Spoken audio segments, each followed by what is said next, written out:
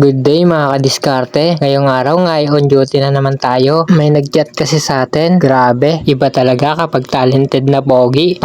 Talented lang, walang pogi. Dito nga ay nagagayak na ako ng mga tools na gagamitin ko. Sabi nga nung kausap ko, maglilipat daw ako ng piso wifi sa bagong pwesto. Nag-relocate kasi sila ng tindahan kung saan nakalagay yung piso wifi. Agad na nga akong gumayak at pinuntahan ko na. Nagmamadali na nga ako dito dahil medyo makulimlim na rin. Ang pupuntahan ko nga pala ay dito lang sa Purok 3, isa sa mga kasosyo ko sa piso wifi. Pagkarating ko nga ay chinek ko na tong piso wifi. Tinignan ko na nga rin kung safe ba at maganda yung paglilipatan. Mukhang ayos nga ito at maganda yung pagkakagawa. Sa puntong ito nga ay kinalas ko na nga rin ang mga cable ng piso wifi. Isinunod ko na nga rin ang pagtanggal ng tali dito sa antena. Pagkakalas ko nga ay agad ko na nga rin tong nilipat sa kabila. Pinatong ko na nga rin sa bago nitong lagayan. Inilatag ko na yung mga cable at sinetup ko na rin yung antena. O diba ang smooth? Baka Romski vlog yan. Pagkatapos ko nga magtali ng antena ay pinulon ko naman yung mga cable. Sunod nga nito ay inescrew ko naman tong bendo para nga matibay at hindi naman gagalaw-galaw pag may naguhulog. At ang panghuli nga ay yung pagkating ng screen sa harap ng coin slot ng bendo. Success! Pagkatapos nga ng maraming sandali ay tapos na rin ang pagsasetup ng bendo. Medyo makalimlim na nga nito at nagbabadya ng bumagsak ang malakas na ulan. O paano? Uuwi na ako. Maraming salamat sa panunod nyo. Hanggang sa muli.